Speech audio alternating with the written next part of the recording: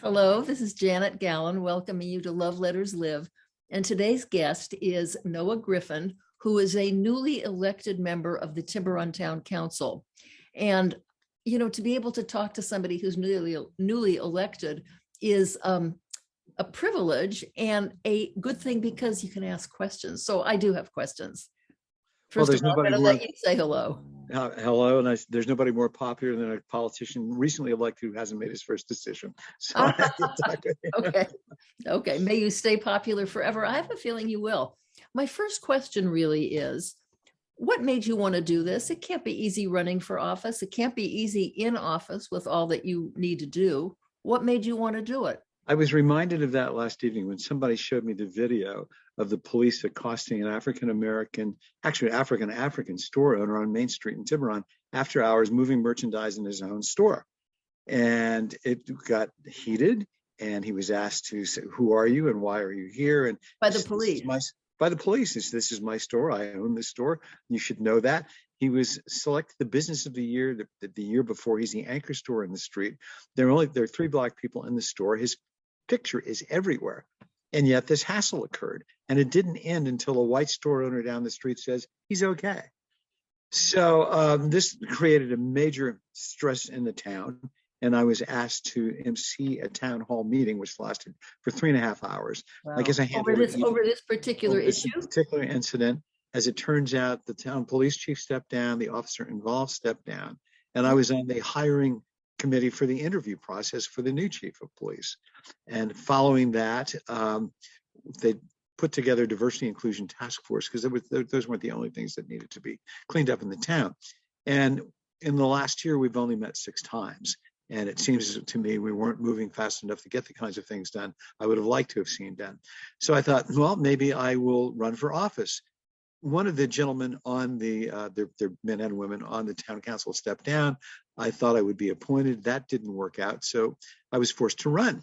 And I'm glad I did, because we knocked on every door that we could. We had teams of people calling. We put ads in newspapers. Folks came to support me that I never even dreamed would be a part of my team, from Nancy Pelosi, from Dianne Feinstein to the Jared Huffman, who's the congressperson for this area, the mayor, the vice mayor of the town, the International Brotherhood of Electrical Workers, the Sierra Club, Wow. You name it. I have a question about this whole incident, which is really disturbing. Tiburon's not a huge city. It's not an enormous, excuse me, that's something just startled me, an enormous metropolis. Shouldn't it be absolutely just done without question that every time there's a new business opened up, the police chief goes in to say, "Welcome, I just wanted to meet you and say hello"? And absolutely. And this was the business of the year by the Chamber of Commerce the year before. But could that be, is that worth doing to put that on the book? Well, sure it is. And this police chief understands that. And he's cordoned off Tiburon into 3 areas. And the police who are in each area will cycle. So they will know downtown. They will know the other areas. And certainly the businesses on downtown. It's not a large downtown. It's one big street. That's about it. I'm familiar with it. It's an adorable, beautiful street. Let me ask you something else. Sure. Did the police chief step down voluntarily? Was an issue made of the fact that, the nerve? Well, they had a study. He had to have a white man's stamp of approval. Well, they did it. They did an investigation and a study, and then afterwards, both people stepped down, both officer and the police chief stepped down. They didn't open it up to public scrutiny. The report was not made publicly available. I'm sorry about that. I think it should have been made publicly available. But nonetheless, if people can leave with dignity and they leave, that's the main thing. Oh, they did that. Okay, they did leave. And so it's a fresh start. And we have a wonderful police chief now. He's addressed every issue I'm concerned about. And so we can move on to talk about other things. What about laws that you'd like to see changed? You can't make suggestions and have people just take it as the gospel. Things have to be in the law, right? Well, part of that is there are no rules, regulations, guidelines, and procedures as to how the town council interacts. So what's on the agenda is left up to the discretion of the town manager and the mayor. If they have great discretion, that's good. If they don't like something, it mysteriously does not appear. So I like transparency, predictability, and dependability, so that people in the town, the staff, anybody who wants to get something on the agenda can go through us, and we know what the procedure is. So there's no accusations of favoritism, or there's no bureaucratic blockade at City Hall. So that's one of the, you're talking about procedures. What about actual laws? I mean, do you get to make laws? We do. There are 5 of us, and you have to have, it's the rule of 3, clearly. But with the Brown Act, you can't talk to 2 people outside the meeting. So you can talk to one of the Brown Act. You cannot talk to the number of folks that comprise a quorum, because you're conducting business outside of the public.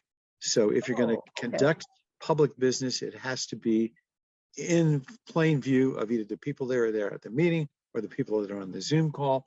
So you're not doing things in secret. And that's been around for 50, 60, 70 years now. Okay. So I make sure that if there's something I'm lobbying for that I can't talk to any more than one other person. And people take that very, very seriously. So if you got to agendize something, you have to say, I'd like this to be discussed at the next meeting. It has to be noticed so that everybody knows it's coming up, and everybody interested in that particular issue gets a chance at the same time to hear all the negotiations and what goes into the vote. So that's critical. So crime, is that a big issue where you live? Well, the joke is with the former police chief, the moving violation in Tiburon is driving last year's Mercedes. There is crime, but it's not the kind of crime that you see in a big city like San Francisco. It's not robberies, burglaries, the homeless issue. We have some break-ins, and those oftentimes occur in second homes where people live. They don't have their primary home in Tiburon, and they're gone, and people circle and they take a look at they case the neighborhood. How do people who want to break in, how do robbers or burglars know when somebody's out of town? Well, what they'll do is they'll drive in late model luxury expensive cars, and they'll up and down the streets, and they'll see who's picking up their mail, who's not picking up their mail. Sometimes it's inside jobs, so that people know in advance. But there's only one way in and one way out of Tiburon. I was going to ask you about that. So there are cameras, but these crews, as they call them, are very smart and sophisticated. They drive in different cars, or they'll change the license plates.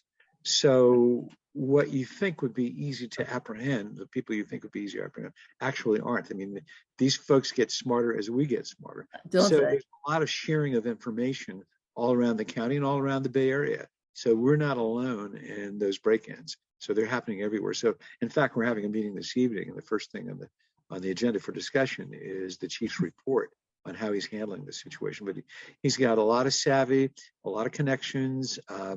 There's one of those like moving billboards. So as you come into town, burglary suppression going on by the Tiburon police. So those kinds of, you don't have robberies, we don't have murders, rapes, things of that nature. But, burglaries and, house invasions are serious things. So yes. We need to take a look at them and take them seriously. Let me ask you something. May I take advantage of your historical knowledge? Sure. Because whenever we talk, I learn something wonderful. And I know you know more American history than most people I know. And looking at politicians, or, I'm not supposed to use that word really, am I? Oh, no, it's got a bad word. Kennedy used to say every mother wants her son to be president, but no one wants him to be a politician.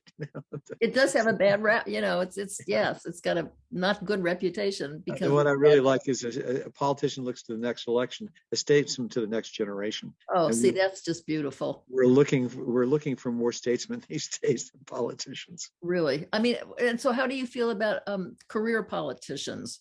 It seems to me that it's a dangerous thing to have it be a career, because then they have to just fight to stay elected.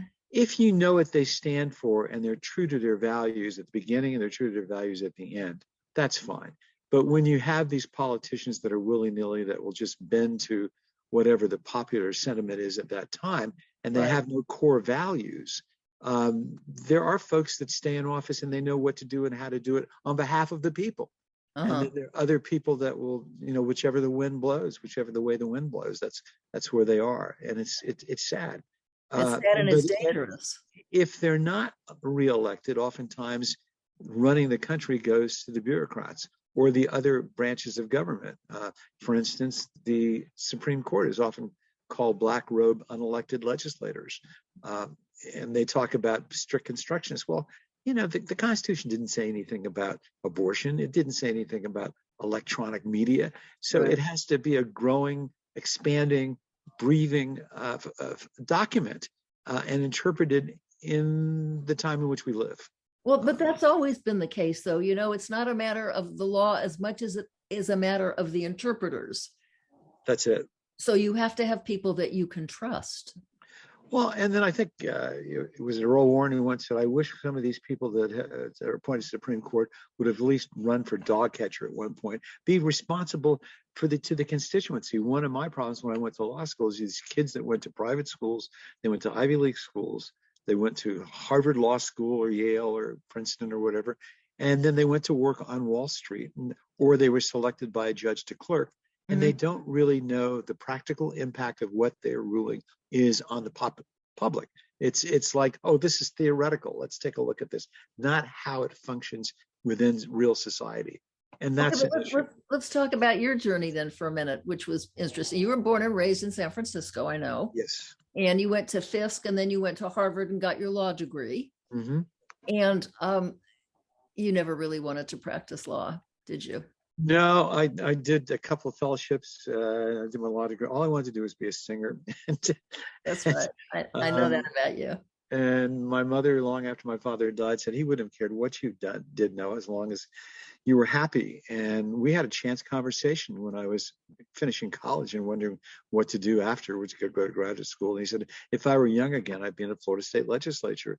So I thought, well, a route to get there would be law school, et cetera. And now, finally, I'm fulfilling some of what he wants me to do this many years later. Yes, because you are, but you still have a career as a singer. And I must say, I'd like everybody to know, some of the best shows I have been at have been ones that you've produced and been in, musical shows, and you founded the Cole Porter Society. Well, that's been a wonderful dream of mine for a long time. And once I quasi-retired from the 9-to-5 world, I thought we'd throw a Cole Porter concert. It was well attended. My wife said, well, why don't we hook up with the Cole Porter Society? There having been none, we tentatively sent off a letter to Cole Porter's law firm.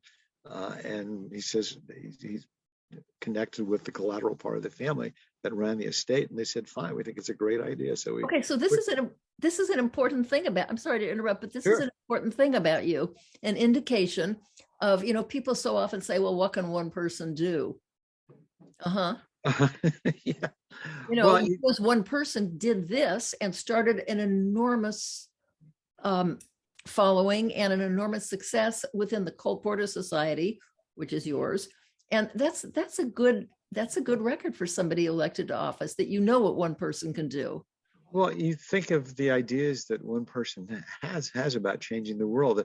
To me, the 3 most important folks of the last century were Nelson Mandela, Mahatma Gandhi, and Martin Luther King. One person with an idea as to how something could come about, inspiring other people. And there you go.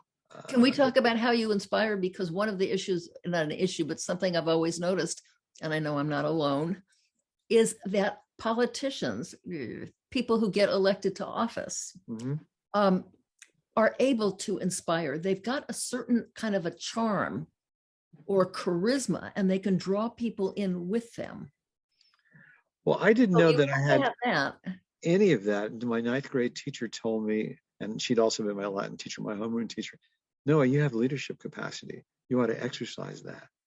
And I immediately started running for office. And when I wasn't running for office, I was helping politicians who were. I worked on 2 presidential campaigns, a senatorial campaign. I worked for the mayor of San Francisco. And then now I get a chance to make those decisions on my own. But in each one of those situations, there were people who were capable and able to draw people to them, either by being a party nominee and going through the ranks in that regard. and drawing people to them. Or even as a talk show host, I was told by Jim Easton, the former talk show host at KGO Radio many years ago, which was connected with ABC at the time, no, you have to get people to get to like you. They may not agree with you that particular day, but if they respect you and they like you, that goes a long way of getting folks to do what, push them in the direction you'd like them to go, or finding out from them a direction that you should go that you may not have considered. An old lawyer once said to me one time, Noah, there's no issues, there's no argument so thin, it's no pancake so thin, there's not another side. So you have to keep open to let me ask you something about your view. Looking back or around you, which elected officials in our whole history do you think did the best job? What did they bring to it? Well, I was having a talk with Leon Litwack once. He's deceased in the last year, a Pulitzer Prize winning scholar, about the top 4 presidents. And he ranked Lincoln 1, Roosevelt 2, Washington 3, and Barack Obama 4. People who faced fantastic. And what about how you rank them? I would be close to that. I of all the presidents, I admire Lincoln the most. I would put Johnson in there as well. And certainly Barack Obama, because of the fantastic odds he faced just to get elected. And also the other side said, we're not letting him get anything accomplished, otherwise we can't get in office. So he still got things accomplished, like the Affordable Care Act. But Lincoln grew as a politician, as a human being, understanding that he had to free the slaves as much as he was able to do so. People think today that the slaves freed themselves, and in part that's true. Roosevelt took over in times that were very difficult and challenging during the Depression. Washington began the whole thing. I'm not totally enamored with him because did Washington begin it consciously, or was he drawn into it by others somehow? I mean, what was his? He was drawn. He was like Cincinnatus, who served and then went back to being a farmer. Yeah, and he could have been king. He could have done anything he wanted. He set the precedent of running only for 2 terms, and that was that. But he never envisioned a nation without slavery. And so I fault him there. But, he began the whole experiment, which is still a part today. When you say he never envisioned,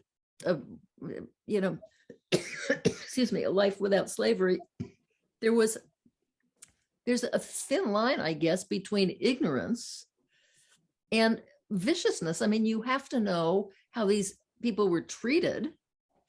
Oh, sure he did. No excuse for that. And, he was going to free them upon his death, but then he moved his own personal slaves, you mean? Till his wife's death, because if they knew that after she died, they would be free, then there was an incentive maybe to do away with her, after he.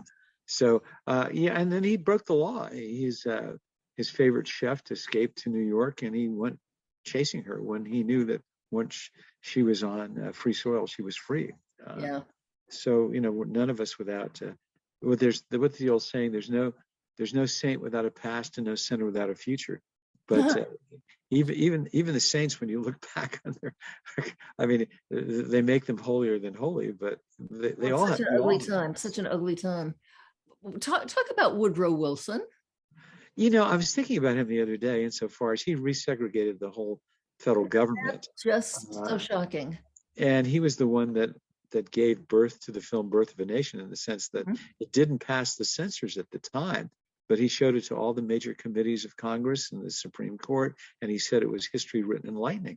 And so a group like the Ku Klux Klan, a terrorist group which was dying out, was all of a sudden revitalized by this epic movie. And it was an epic movie. I mean, the average flicker cost 5 cents in those days. It cost $2 to go see this movie. And it is a classic cinema-wise, but its message was very painful and hurtful in justifying what the South did and justifying the rise of the Klan, the continuance of it. I was in Atlanta for the NAACP convention in 1962 as a junior delegate, and they were passing out leaflets. Come see the true story of the Civil War and Reconstruction tonight at Stone Mountain, Georgia, and to see Birth of a Nation. But the way they got control of the history, the North won the war, but the South won the history. They romanticized it. Moonlight and Magnolias and The Lost Cause. They're now just addressing the fact that this was an insurrection. This was a rebellion. They were traitors to this country. And no matter how valiantly you want to portray somebody like Robert E. Lee, he was a traitor to this country. Well, it does take on the issue of how powerful movies are, but that's like a whole other topic. But with Gone with the Wind, this movie, and The Glory seemed to clean a lot of that up. And from the standpoint that I talked to a guy who went to the University of California, Berkeley, and he said his history professor said that Black people were the only people in the history of the world that never lifted a finger for their own freedom. And that was wrong. There were 187,000 Black soldiers who fought in the Civil War, and the vanguard. I don't know how people get away with leaving these things out of history as long as they're teaching. It is kind of shocking, Well, we're having these battles about history now. I mean, in Germany, you cannot teach history without talking about the Holocaust. You just can't do it. We have no national history. We have each history that the states put together and the school boards have to oversee. So now we're getting books banned. We can't talk about slavery because it makes the white kids in the class feel badly. You talk about white fragility. How can you confront something if you don't face it? Demosthenes once said, no lasting power can ever continue built on an injustice. And from 1803 to 1938, the major export of this country was cotton. And who picked that cotton over those years? So it wasn't just way back then and ended after slavery. We're still picking cotton up till 1938. The majority of us were, many of us were, not majority of us, but many of us were. So I read, because a friend of mine who just loved Gone with the Wind movie, and she'd read the book and she'd read it several times, and I thought, okay, join the world. So I picked it up and I read it, and I'll tell you, I couldn't get past like the first 80 pages. First of all, okay, with all due respect to everyone who sees value, I thought it was boring and it was offensive. Yes, very offensive. And they cleaned a lot of it up for the movie. They took the N-word out in the movie. But they still show groups of enslaved people having a good time. Oh yeah. Well, we had a good time up until the time of the Black History movement came in the 60s, and it was legitimate, and to have textbooks and classes and African American studies, and people could really see what a major part of history was all about. I think it's John Oliver Killens who wrote the book, And Then We Heard the Thunder, about Black participation in World War II, said to his daughter when asked, Daddy, how come the lions are always killed by the gladiators in the arena? And he said, it'll be that way until the lions start to write the history books. And so the lions are beginning to write the history books, and we're beginning to see a broader picture of what this experiment has been all about all along, and just left out. I've often wondered, our war with Mexico, what do the Mexicans say in their textbooks about our pretense in going in there and taking all of that land? We never talk about the reason for the Louisiana Purchase.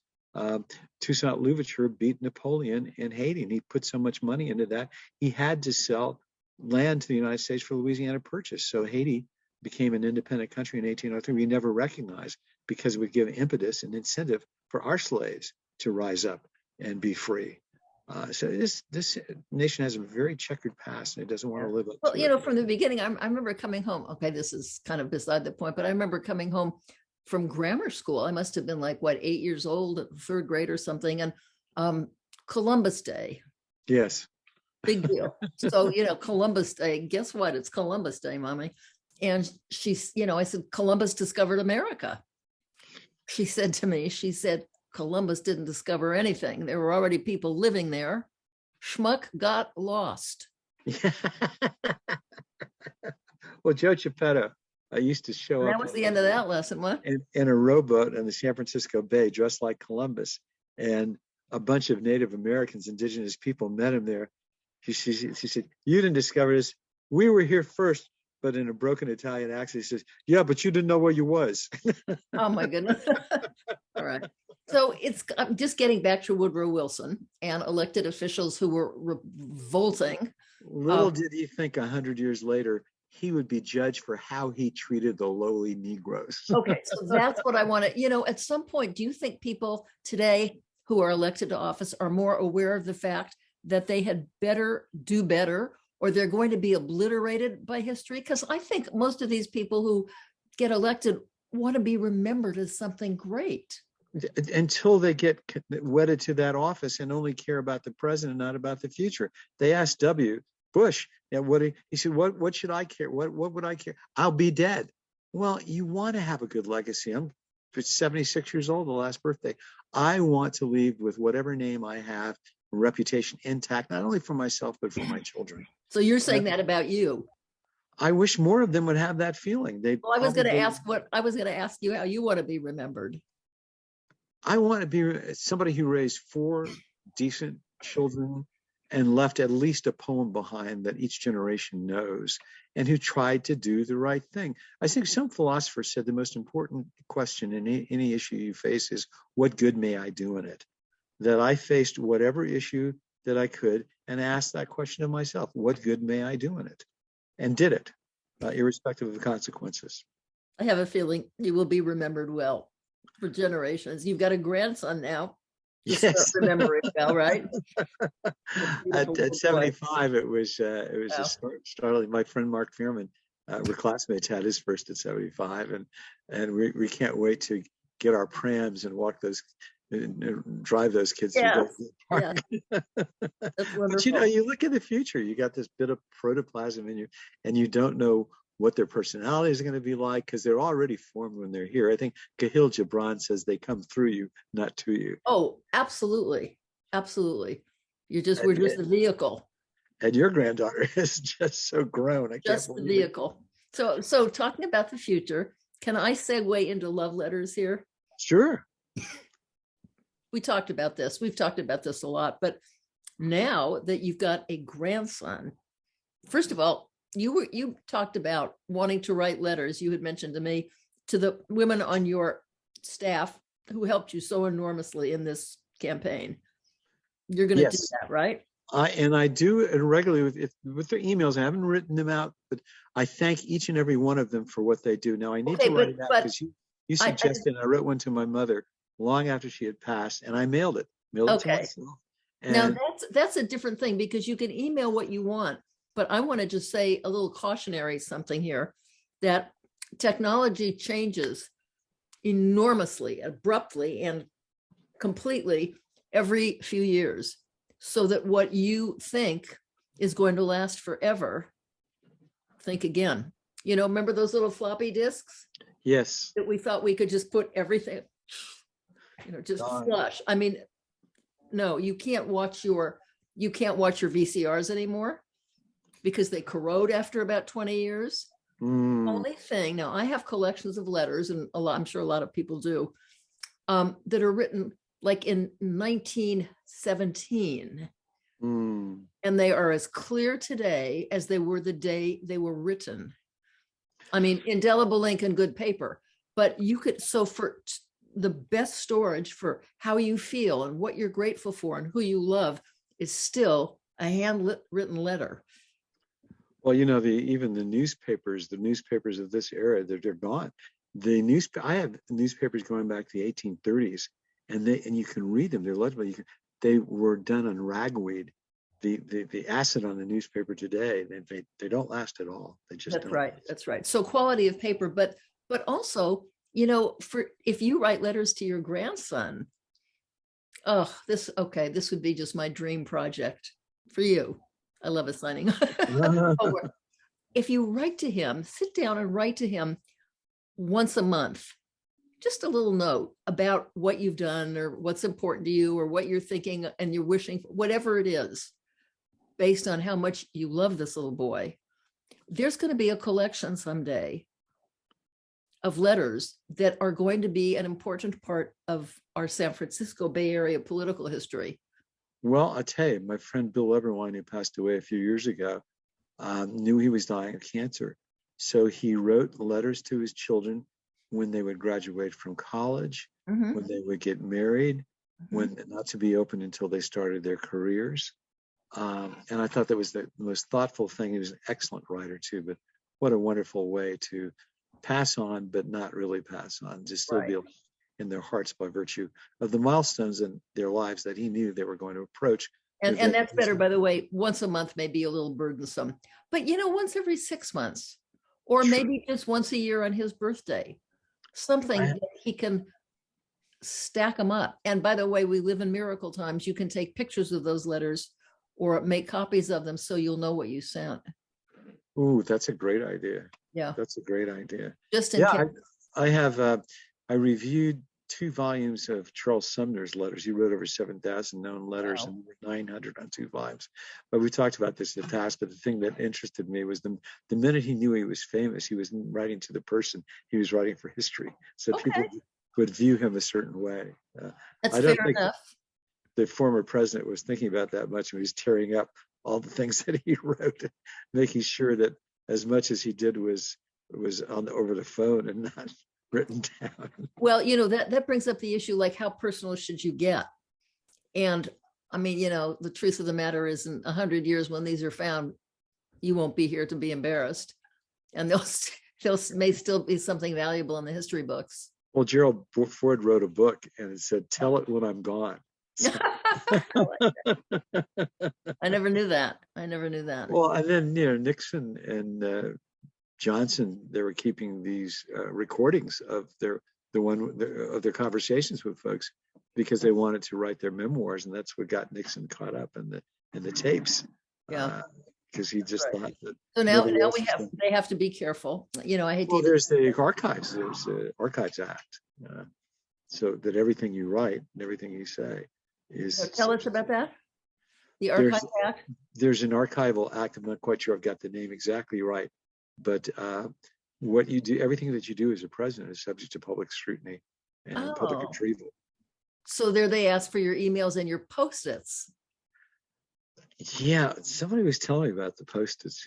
People thought that they were safe, but they wanted Trump Post-its. You could tear them up, but he's torn up a lot. And now I'm sure a team of people just putting them all together. It's kind of ran the country like a mafia don. I don't know who keeps Post-its. I mean, the whole joy of them is you can write yourself a note and then crumple it up and throw it away once you've done the task. There you go. Okay, I want to thank you for doing this with me.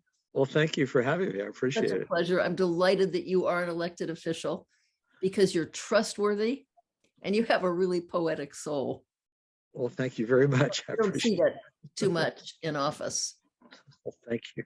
So, okay, I wish you the best, and I'm glad for all mankind that you are in office. I'm not supposed to say that either. It's humankind. There you go. Or what can we do to get man out of there altogether? Humankind. I have to be totally re-educated. Anyway, my dear, thank you so much, and I'll talk to you later. And as life in office goes on, if there's anything you want to share through love letters, please give me a call and let me know. Well, thank you so much. I'll take you up on that. Okay. Bye. Bye-bye now. Bye.